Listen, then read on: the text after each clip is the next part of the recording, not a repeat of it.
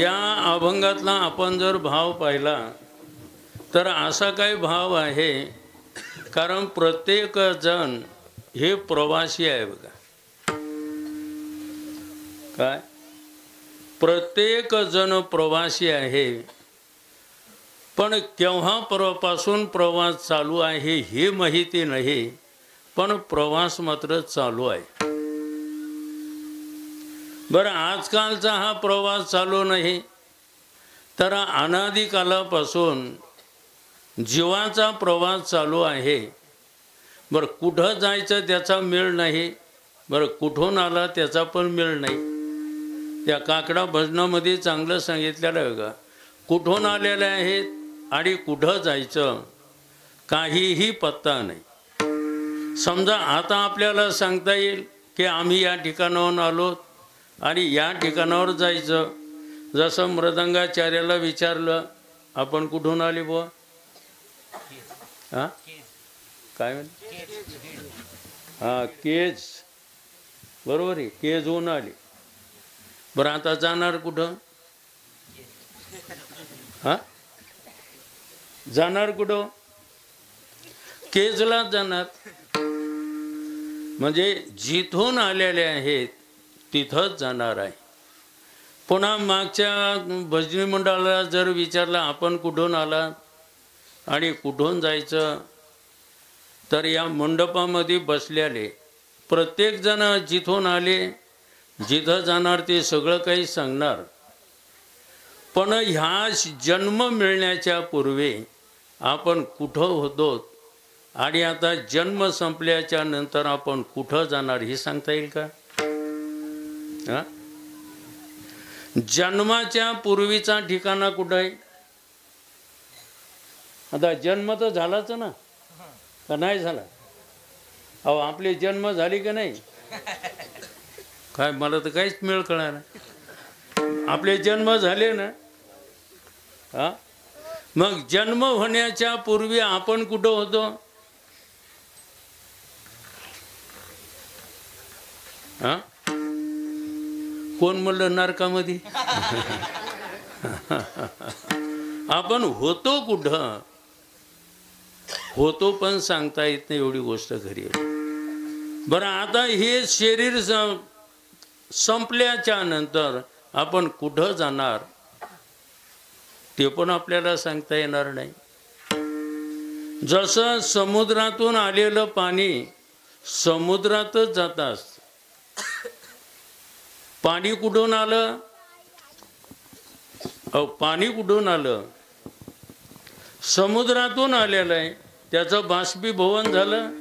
आपण खेळे आपण खेळे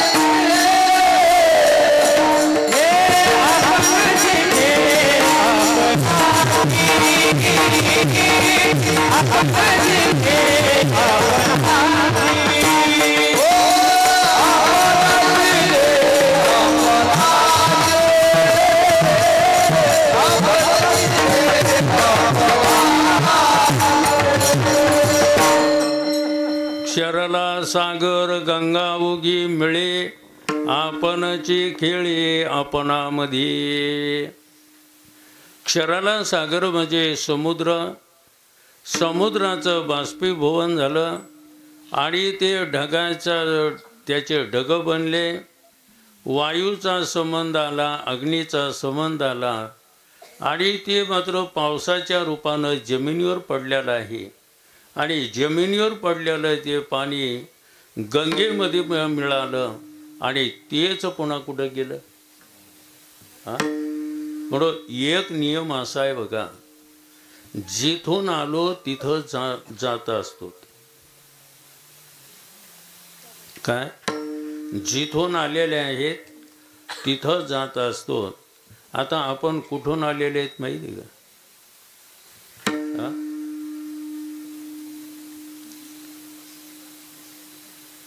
आपण देवापासून आलेले आहेत.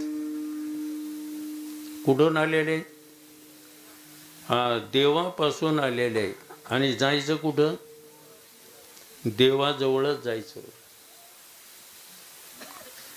जायचं देवाजवळ, पण देवाजवळ जायचं हे आपल्याला माहिती नाही.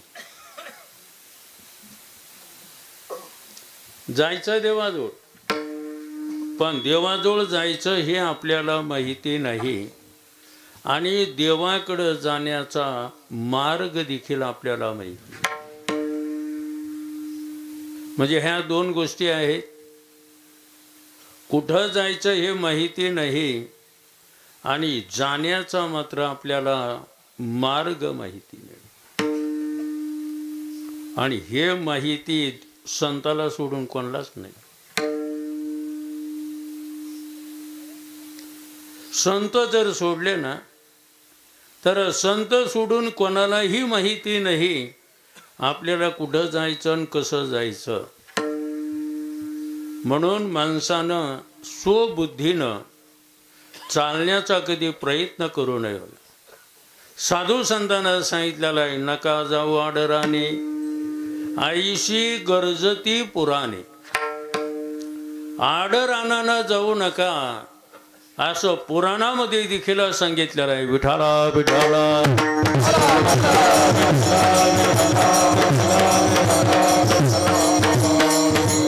साधारण व्यवहारातला नियम आहे. समजा आता पेनबोरीला जर यायचं झालं आणि येण्याचा जर मार्ग माहिती नसल आणि जर कोणाला विचारला नाही तर पेनबोरीला येणं होईल का? कोण म्हणलं हो? हा, पेनबोरीला येणं होईल का? पेनबोरीला येणं शक्यच नाही. का? कारण येण्याचा मार्ग माहिती नाही. म्हणून ज्यांना मार्ग माहिती असतो त्यांनाच मात्र ते सांगू शकतात. ज्यांना मार्ग माहिती नाही ते सांगू शकत नाही. तसं या ठिकाणी पेनबोरी म्हणजे देव आहे. आणि देवाकडं जाण्याचा मार्ग फक्त संताला माहिती आहे. म्हणून माणसानं संत जीवनामध्ये महत्त्वाचे आहेत. त्यांच्याच मार्गदर्शनाखाली आपण चाललं पाहिजे. याकरता हे निळोबारायला सगळं माहिती होतं. म्हणून कोणाच्या मार्गानं झाला पाहिजे, कारण अनेक जण अनेकाच्या मार्गानं चाललेले आहेत आणि ते भटकायला लागलेले आहेत. म्हणून ज्यांनी आपल्याला योग्य मार्ग दाखवलेला आहे आणि मार्गदर्शक पहिला आहे वेद, त्यानंतर आहे ऋषी मुनी साधू संत. महाराजांनी म्हटलेला वेद मार्गे मुनी गेले त्याची मार्गी चालेलो, न कळेचे विषय अंधा म्हणून उघड बोलिलो. वेद मार्गे मुनी गेले. आता वेदामध्ये 3 मार्ग दाखवलेले आहेत. कर्म मार्ग, भक्ती मार्ग आणि ज्ञान मार्ग. वेदामध्ये जे 3 मार्ग दाखवलेले आहेत तेच उपनिषदामध्येही 3 मार्ग दाखवलेले आहेत. तेच ब्रह्मसूत्रामध्येही 3 मार्ग दाखवलेले आहेत. आणि तेच श्रीमद भगवद्गीतेमध्येही 3 मार्ग दाखवलेले आहेत. गीतेचे अध्याय एकूण किती आहेत? 18 आहे. 1 ते 6 या अध्यायामध्ये भगवंतानं कर्म मार्ग दाखवलेला आहे. पुन्हा 7 ते 12 भगवंतानं भक्ती मार्ग दाखवलेला आहे. आणि 13 ते 18 ज्ञान मार्ग दाखवलेला आहे. आणि तेच संत देखील आपल्याला मार्ग दाखवतात. अभंगाच्या पहिल्या कडूया मार्ग दाबून गेले आधी, मार्ग दाबून गेले आधी, मार्ग दाबून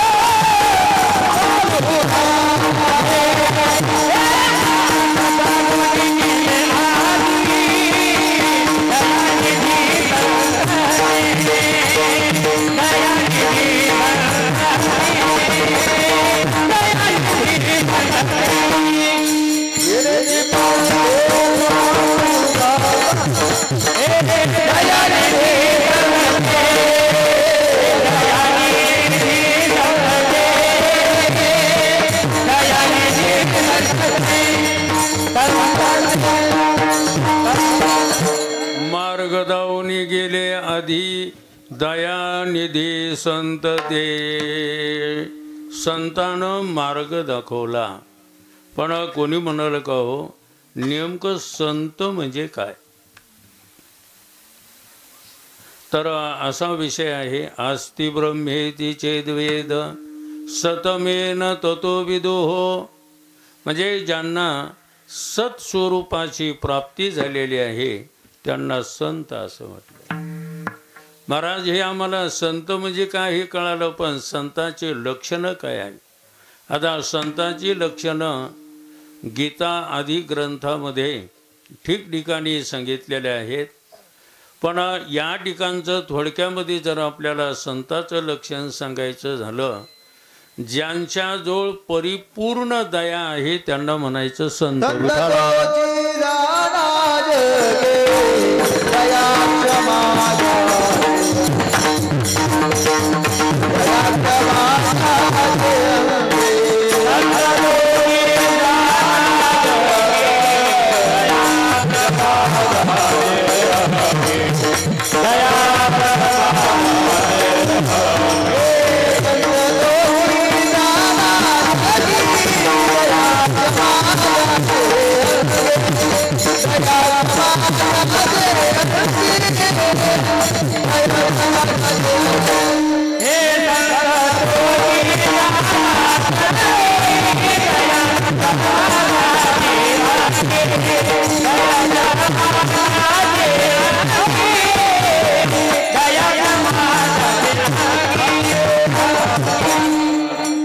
दया काय म्हटली महाराज?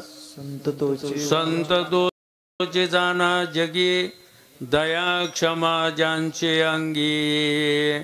ज्यांच्याजवळ दया आहे ती कशा पद्धतीनं दया? दया करणे जे पुत्रासी तेची दासा आणि दासी.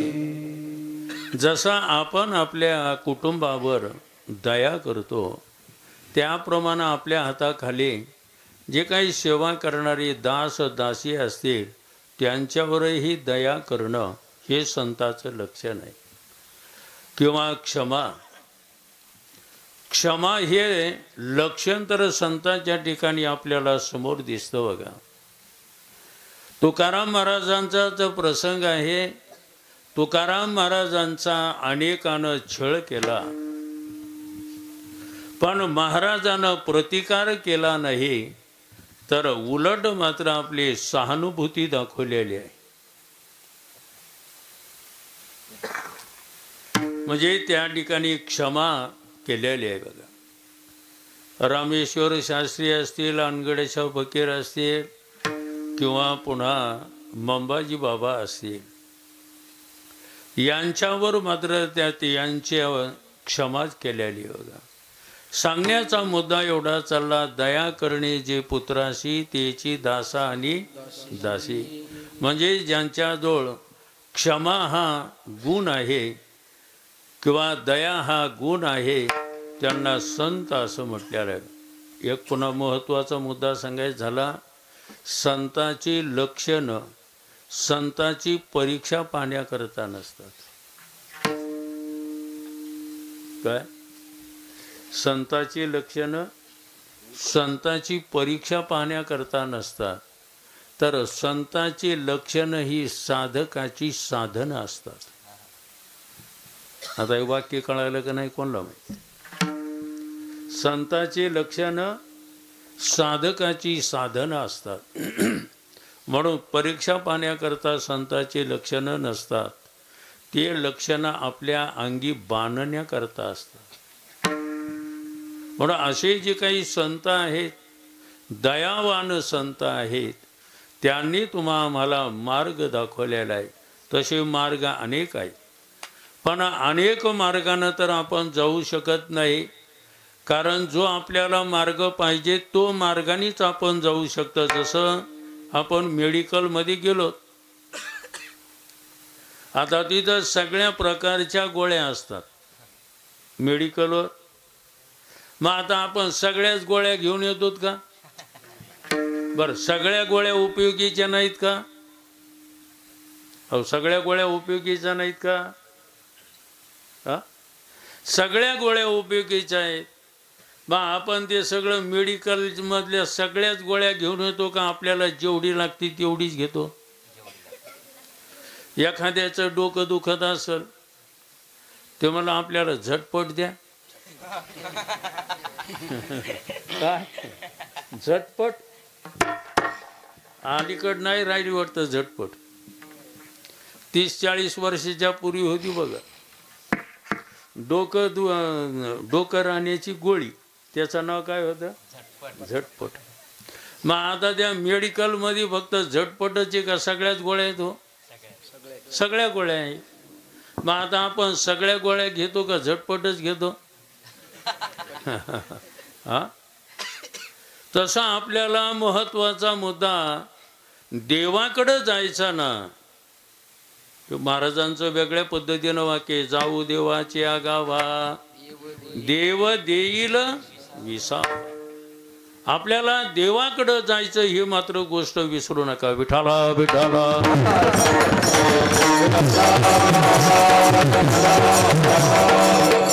पारमार्थिक ज्या आपण साधना करतो त्या कशा करता आहे? फक्त देवाकडे जाण्याकरता. हे मात्र कोणी विसरायचं नाही.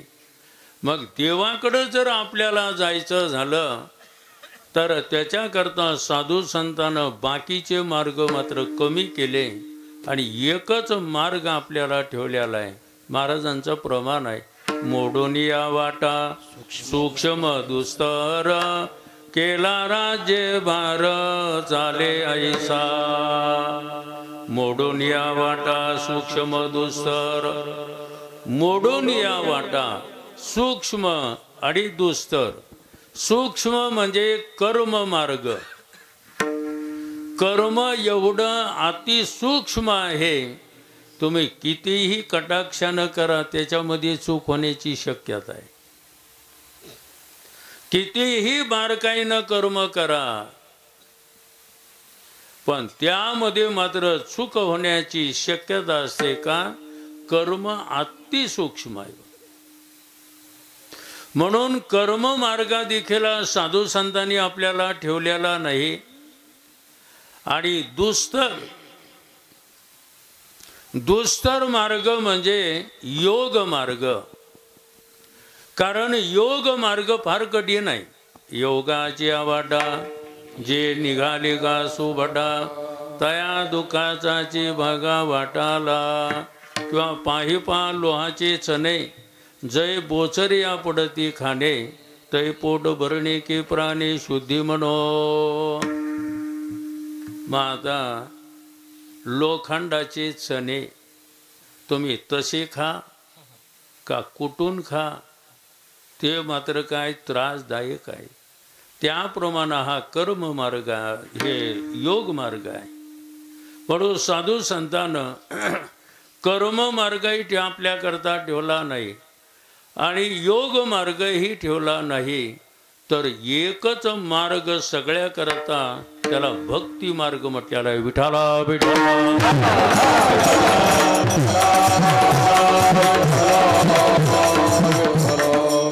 कर्म भक्ती मार्ग आपल्याला ठेवलेला आहे.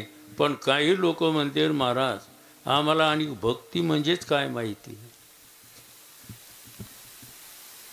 भक्ती म्हणजे काय आम्हाला काही माहीत नाही महाराज.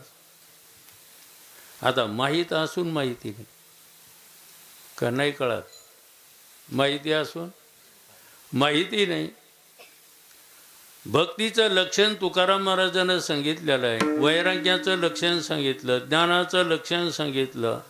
भक्ती ते नमन, वैराग्य तो त्याग, ज्ञान ब्रह्मी भोग ब्रह्मदान, ज्ञान ब्रह्मी भोग ब्रह्मदान.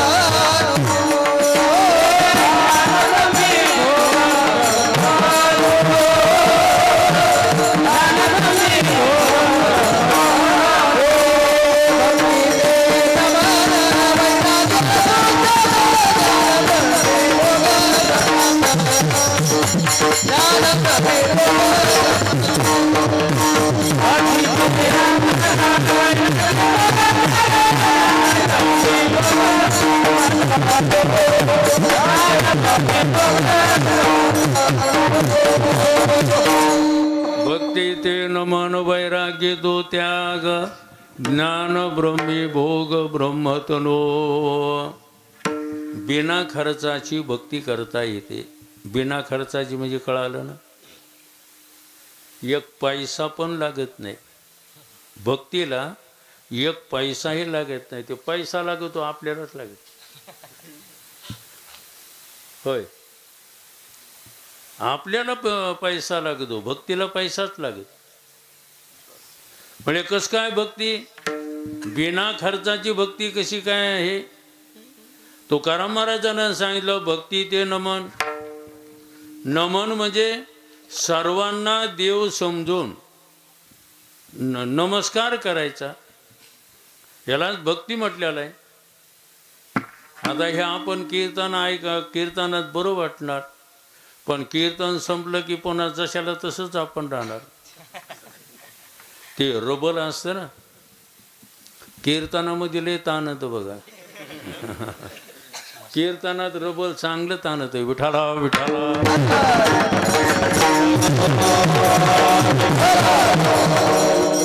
हो. महाराजांना सांगितलं खरंच भक्ती काय अवघडी गो, आणि करायलाच पाहिजे बघा. फक्त या तास दीड तासातच सगळं माणसाच्या मनात येतं. आणि कीर्तन संपलं माणसं जागेवरच झटकीत येत बघा. कीर्तन बरोबर घेऊन जातच नाहीत. बरं उठल्या उठल्या झटका झटकी करतात का नाही, कोणी असो. हां, हे झटका झटकी करणं म्हणजे तास दोन तास जे आपण ऐकलेलं आहे ते जागेवरच सोडून जातो.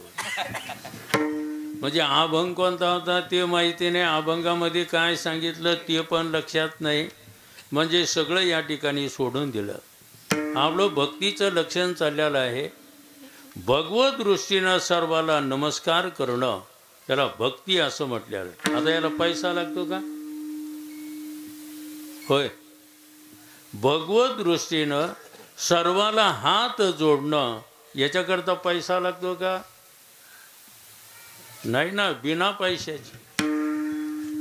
बरं अशी जर भक्ती केली तर देवाचं दर्शन होतं. लक्षात आलं का. म्हणून ही भक्ती साधू संतांनी आपल्याला जर सांगितलेल्या अर्थात मार्ग दाखवलेला आहे. कोणता मार्ग? भक्ती मार्ग. किंवा दुसऱ्या प्रकारची जर भक्ती आपल्याला सांगायची झाली तर 9 प्रकारची भक्ती सांगितलेली आहे. श्रवण, कीर्तन असे हे 9 प्रकारची भक्ती सांगितलेली आहे. आता श्रवण करणं ही देखील भक्ती आहे. विठाला विठाला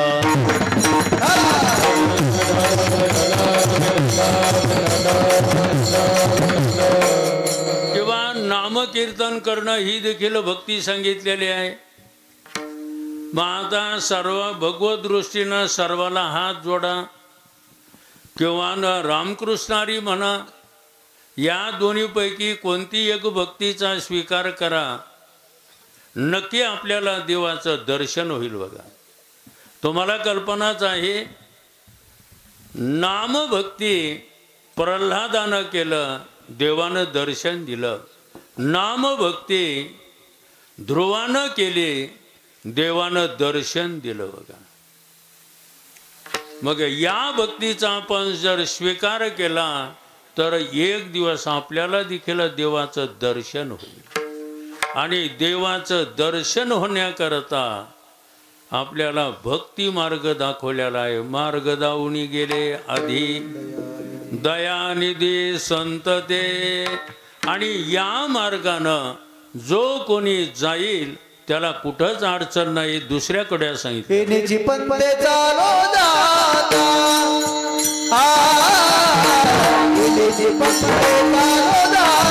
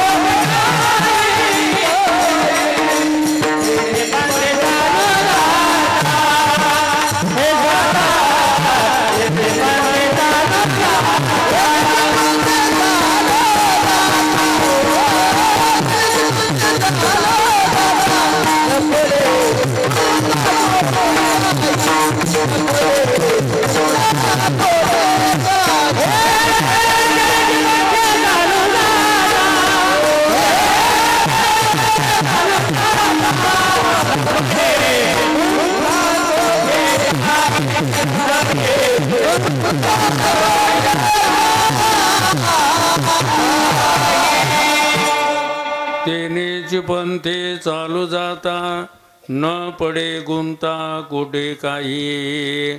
म्हणजे त्या पंथानं मार्गानं रस्त्यानं जात असताना कुठंही मात्र अडचण येत नाही. कारण रस्त्यानं जात असताना अडचण आणणारी असतात.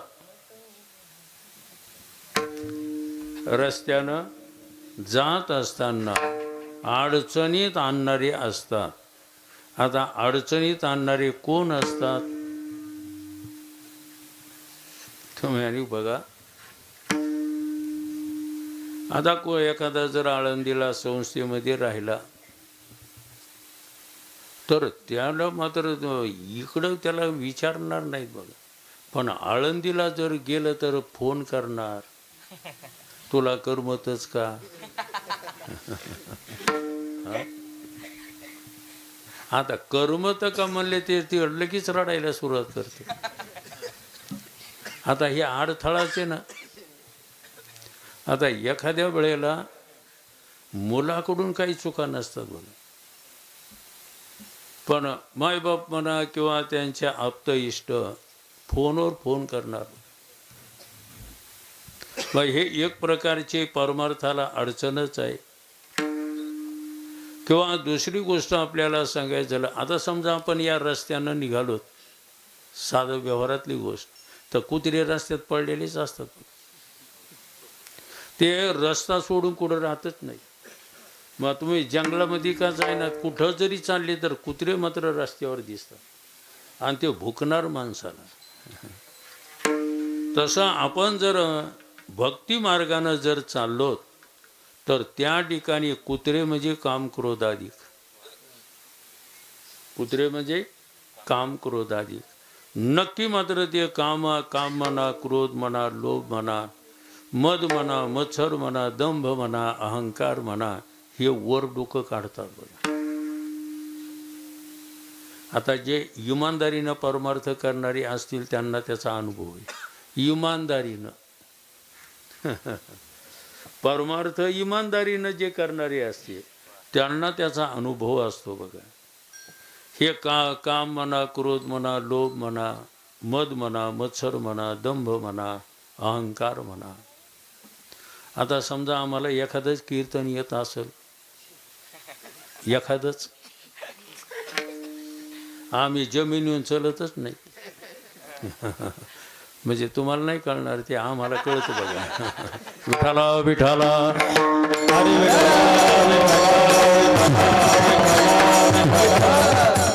आणि गाव बदलत, अभंग बदलत नाही.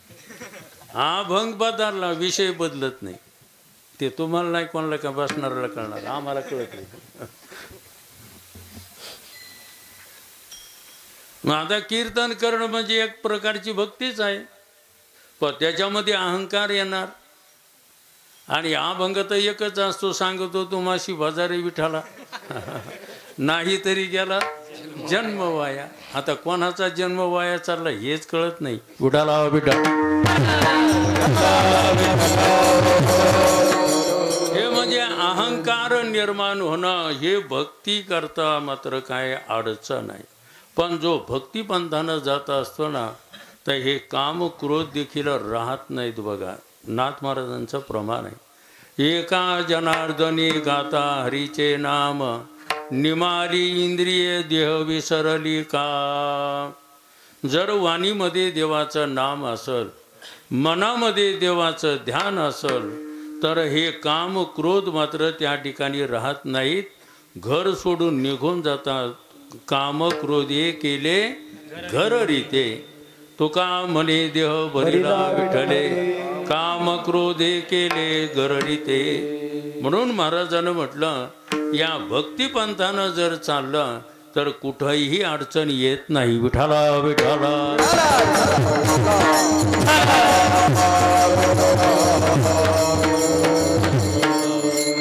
मग साधू संतानं आपल्याला योग्य असा मार्ग दाखवला. पुन्हा साधू संतानं काय केलं ते तिसऱ्या कोड्यामध्ये सांगितलेलं आहे.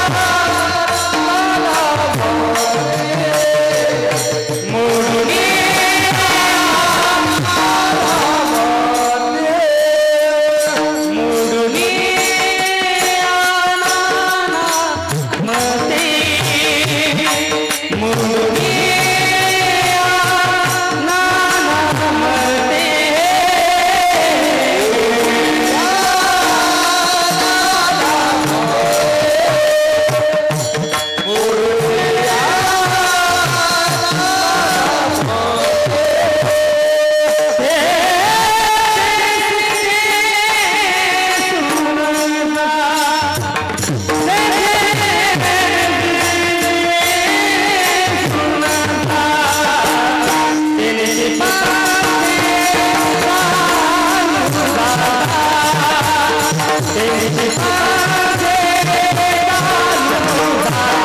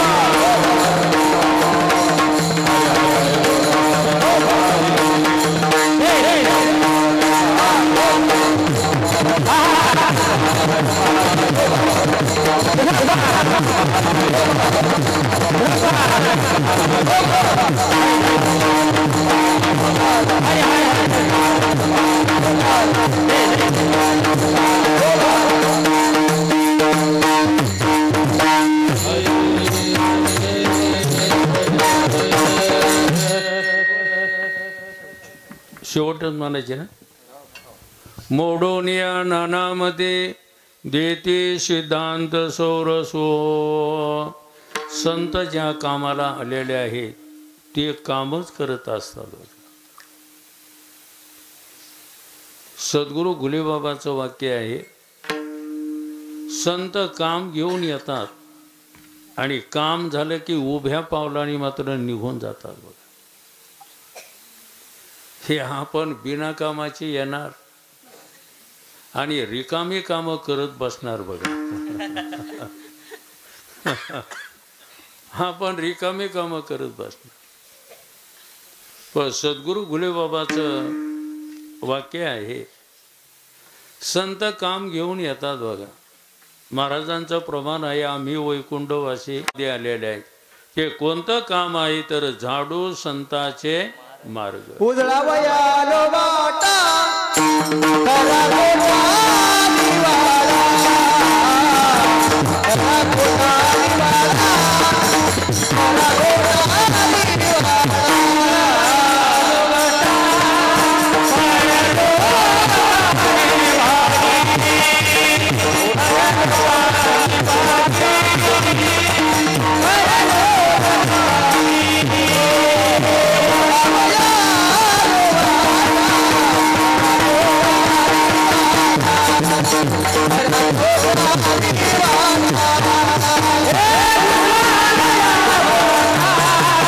खरा खोटा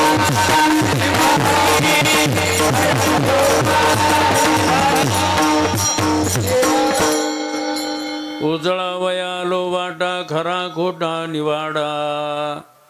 कारण सांगितले की आम्ही ज्या मृत्यूलोकामध्ये आलोत हे कशा करता, ह्या वाटा ज्या काही मलिन झालेल्या होत्या, म्हणजे हे बघा, वाटानं चालत असताना वाट दूषित होत असते.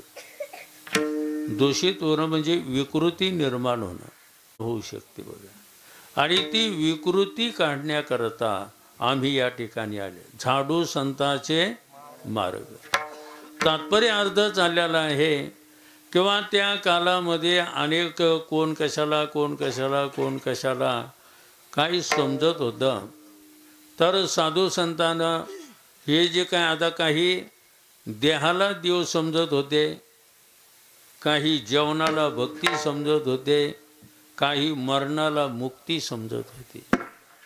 हे अशी काही मतं होते आपापले. देह तोची देव, भोजन ते भक्ती, मरण ते मुक्ती पाखंड्याचे. देह तोची देव. आता देहाला देव समजणं म्हणजे देहाला खरं समजणं. आता साधू संतांना अनेक आपल्याला समजून दिलेलं आहे, पण आणि काही समजत नाही, हे मात्र आश्चर्य आहे. देहादी काय खरा, देह संबंधी पसारा, बुजगावने चोरा रक्षदशे भासदशे. किंवा महाराज माऊलीनं देखील म्हटलेलं आहे, ब्रह्मधरेशे या देहा.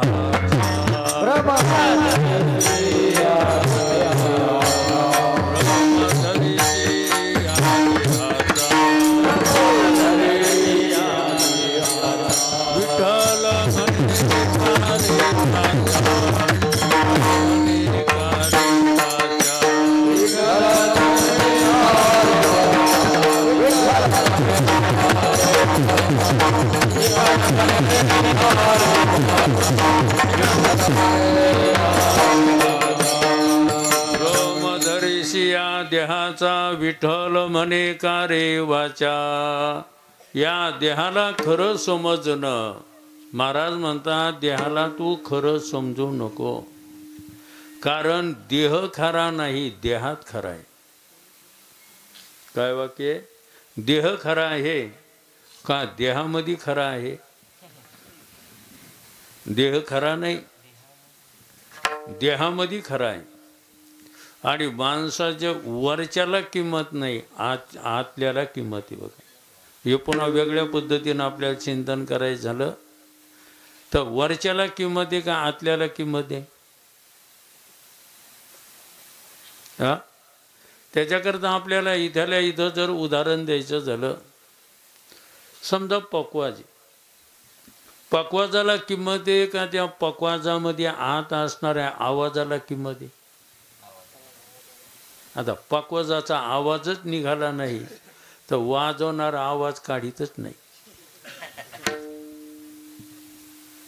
मग आता पकवाजाला किंमत आहे का पकवाजातल्या आवाजाला किंमत? हा, तसं देहाला किंमत आहे का देहातला जो आहे त्याला किंमत आहे? देह आणि देही किंवा शरीर आणि शरीर, गीतेच्या दुसऱ्या अध्यायामध्ये चांगलं चिंतन केलेलं आहे. बरोबर, देह खरा नाही, देहामध्ये असणारा खरा आहे. मग या दृष्टीनं महाराजांनी म्हटलेलं आहे, देवाचे बरे देवाचे बरे, तुका म्हणे खरे तुम्ही, तुम्हीच खरे आहात, देह खरा नाही. विठाला विठाला. म्हणून जे देहाला खरं समजू लागले, महाराज म्हणतात ते देह खरा नाही तर तुम्हीच खरे आहेत. आता आपण जेवणाला भक्ती म्हणतो, देह तोची देव, भोजन ते भक्ती. अरे बाबा, जेवण करणं भक्ती नाही, भक्ती करता जेवण आहे. काय भक्ती करता जेवण आहे, पण जेवण करणं म्हणजे भक्ती नाही. कारण भक्ती वेगळी आहे आणि जेवण हे वेगळं आहे. पण काही ना मात्र जेवणालाच भक्ती असं म्हटलेलं आहे. महाराज म्हणतात जेवण भक्ती नाही, तर भक्ती हो जेवणाहून भक्ती मात्र वेगळी आहे. किंवा मरण येते मुक्ती पाखंड्याची. काही काही लोकांना असं समजलं मरण हीच मुक्ती आहे, त्यांना माहीतच नाही. म्हणून काही माणसं आपलं मरण किती दिवस राहिले याचा शोध घेतात, कारण मेलं की मुक्ती. पण तुकाराम महाराजांचं प्रमाण त्याला पाठ नाही. तुकाराम महाराजांचं प्रमाण काय माहिती का? मरे मागुता, काय प्रमाण आहे? मरे मागुता जन्मधरी, विठाला विठाला.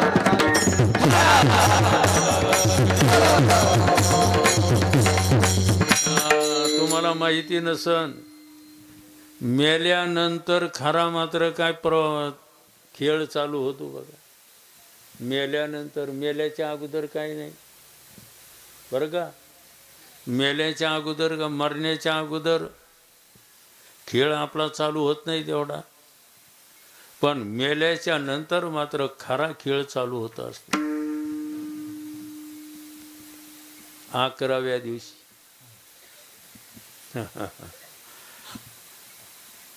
11व्या दिवशी खरा आपला खेळ चालू होत असतो.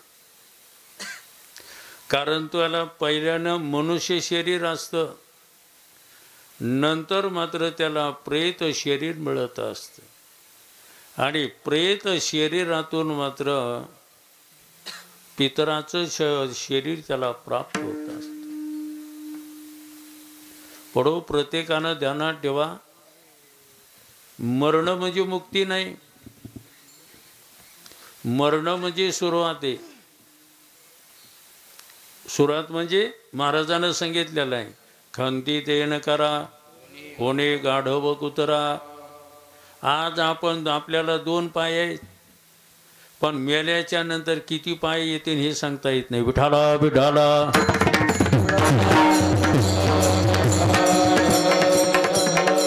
एखाद्या वेळेला 2 पायाचे 4 पाय येऊ शकतात.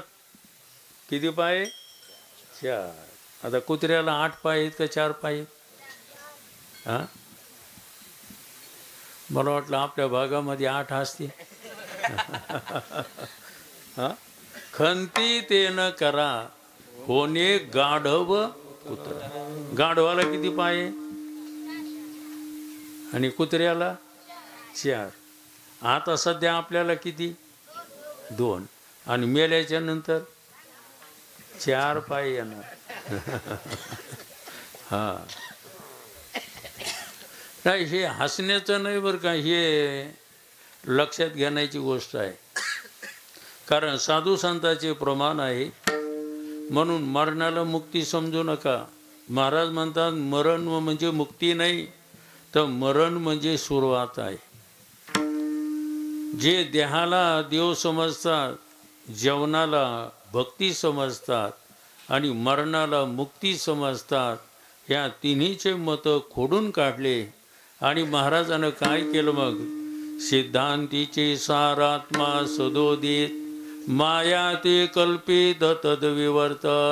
जो आत्मा आहे तोच परमात्मा आहे आणि बाकीचं सर्व मात्र मायेचं आहे. बघा, तद्विवर्त म्हणजे आत्मा सोडून सर्व ही माया आहे. विठाला विठाला.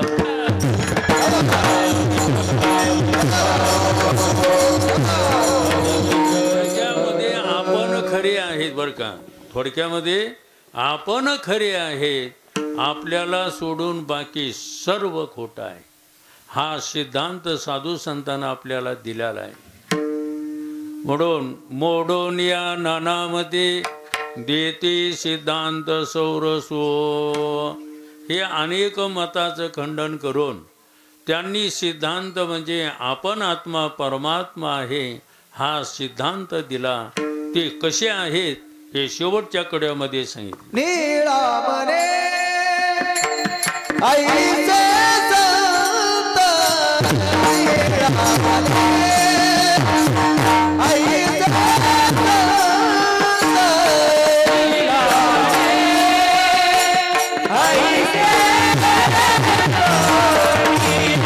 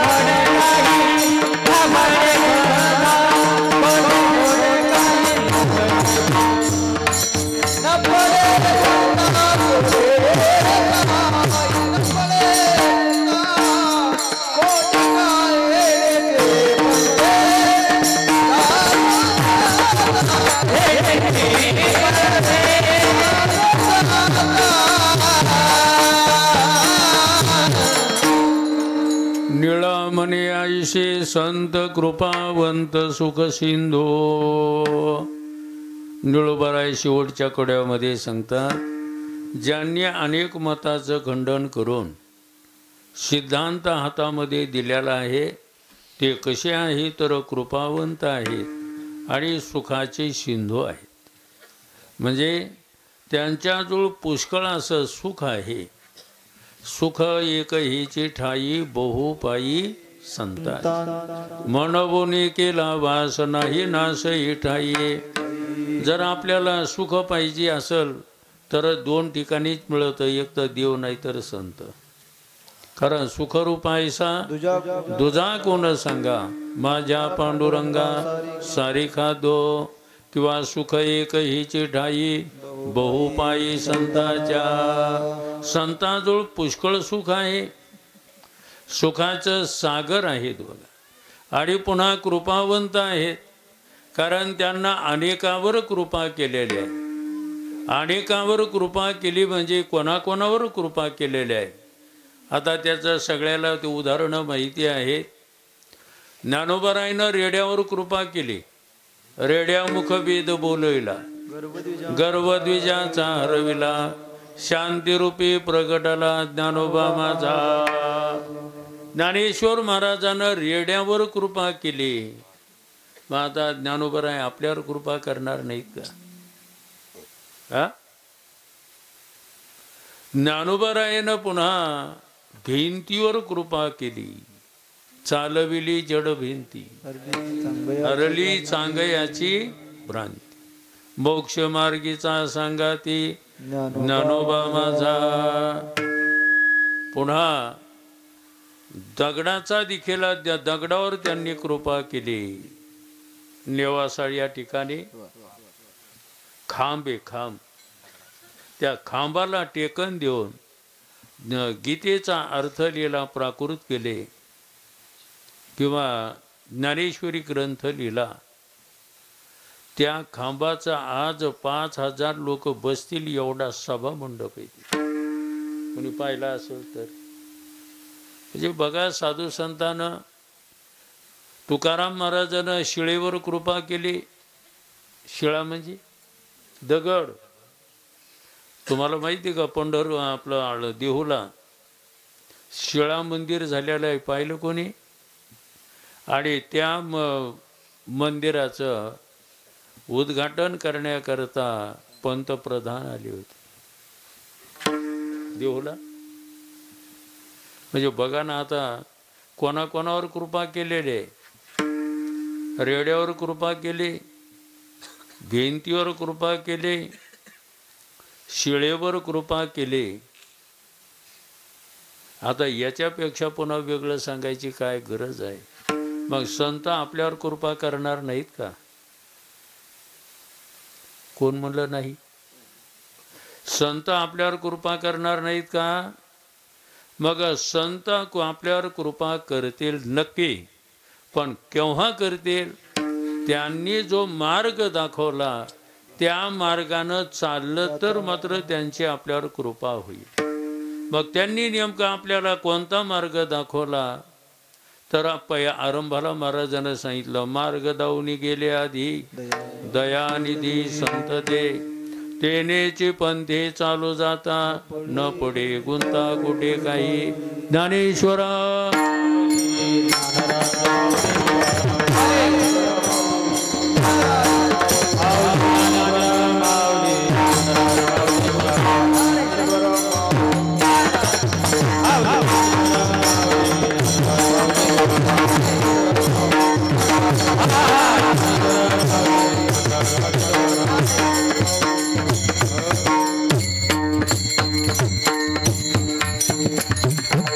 साधू संतांना आपल्याला मार्ग दाखवलेला आहे. तो मार्ग म्हणजे नामस्मरण. आणि या नामस्मरण जर घेत राहिलं तर नक्की मात्र आपल्याला त्याने देवाची भेट होईल बघा. तेने भेटे देव आपे आप. तुकाराम महाराजांचं प्रमाण पाठ नाही, पण त्यांनी असं सांगितलं, तुम्ही बसल्या बसल्या नुसतं राम राम म्हणा, बसल्या बसल्या राम राम म्हणा, तुम्हाला त्यानं भेट देईल बघा. तेने भेटे देव आपे आप, असं आपल्याकडून भक्ती व्हावी. देवानं आपल्याला दर्शन देऊन आपलं जीवन कृतार्थ करावा अशी भगवतचरणी प्रार्थना करून झालेली सेवा ज्ञानेश्वर महाराज, जोग महाराज, जगद्गुरू तुकाराम महाराज आणि संत गजानन बाबा यांच्या चरणी सेवा समर्पित करून सेवेला पूर्ण केली. जय विठ्ठल.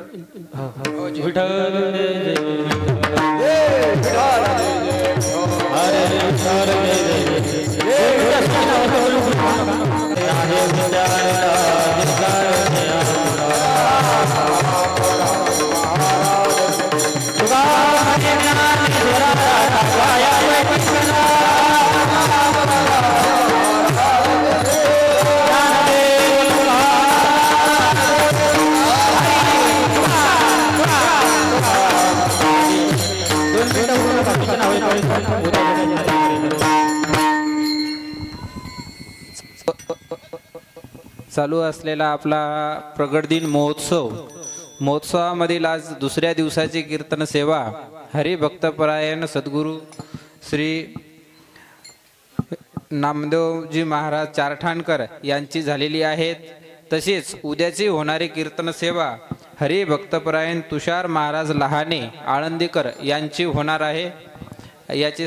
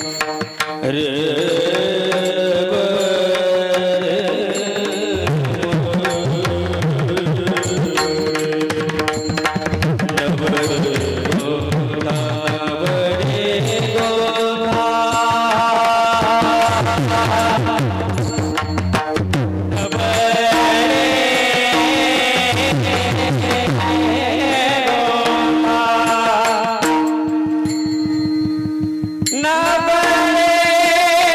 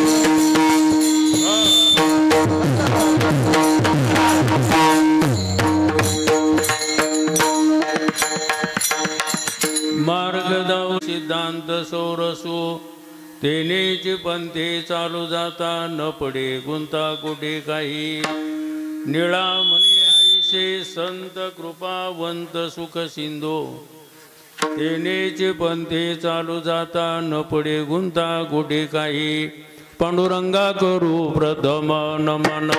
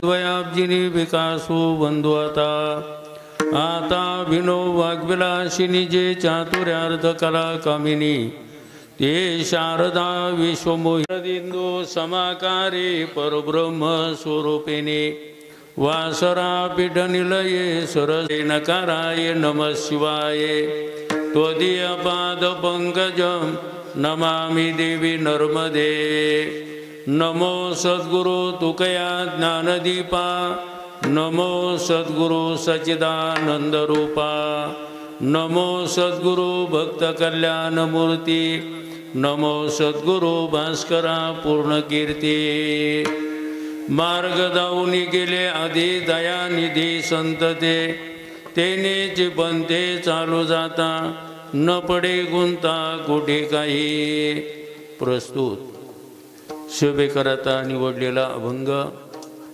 संत श्रेष्ठ निळोबराय यांचा चार कडव्याचा उत्कृष्ट असा अभंग आहे। या अभंगामध्ये निळोबराय संतानं मार्ग दाखवला पहिल्या कडव्यात म्हटलेला आहे आणि त्या मार्गानं गेला असता कुठंही अडचण येत नाही दुसऱ्या कडव्यात म्हटलेलं आहे। अनेक मतमतांतराचं खंडन केलं आणि सिद्धांत हातामध्ये दिला तिसऱ्या कडव्यामध्ये सांगितलेला आहे।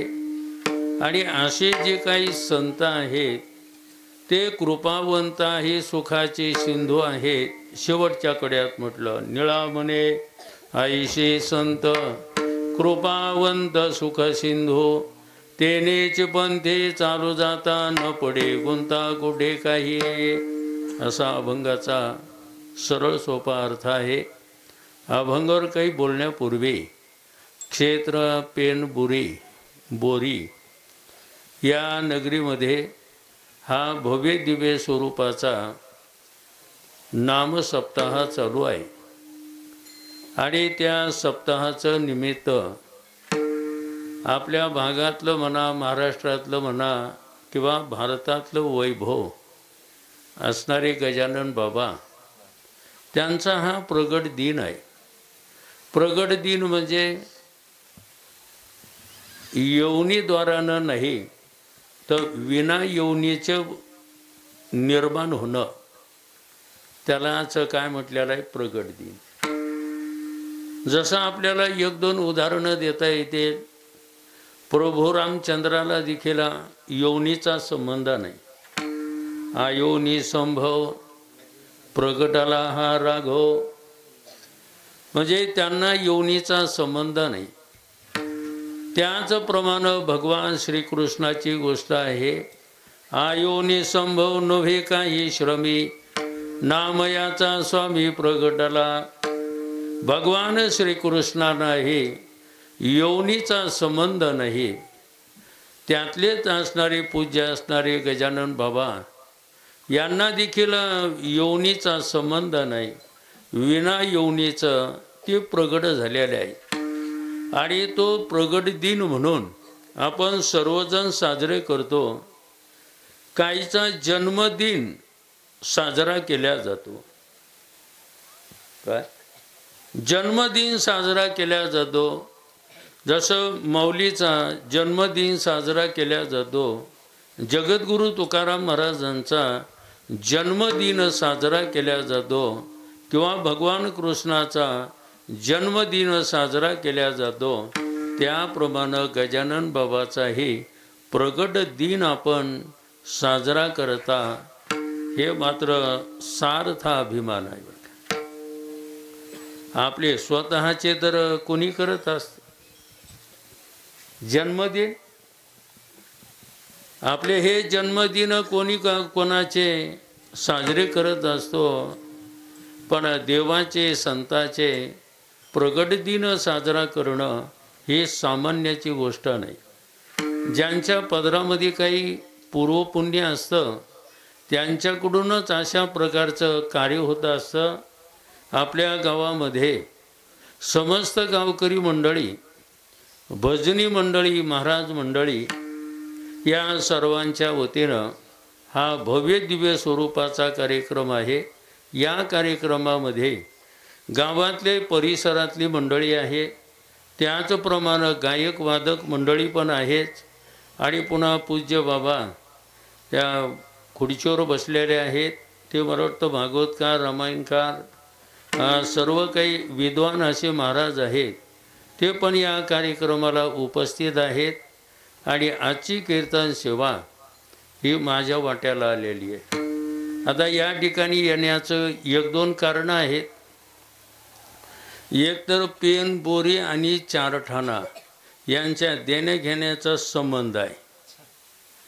बऱ्याच जणांची इच्छा होती की महाराजांना यावा, महाराजांना यावा, महाराजांना यावा. एक त्या संबंधानं या ठिकाणी येण्याचा योग आला. दुसरी गोष्ट, या पेन बोरी या ठिकाणचे दोन